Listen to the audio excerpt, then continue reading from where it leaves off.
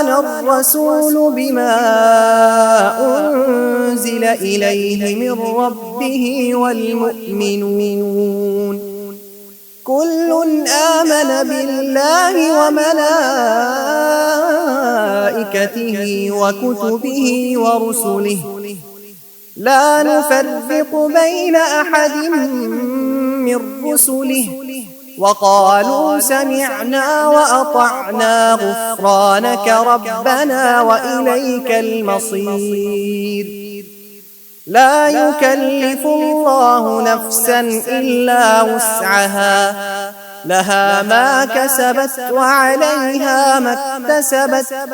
ربنا لا تؤاخذنا إن نسينا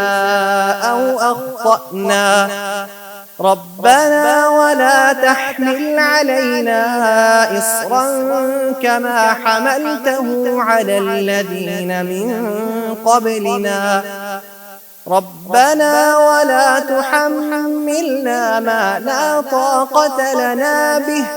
واعف عنا واغفر لنا وارحمنا أنت مولانا فانصرنا على القوم الكافرين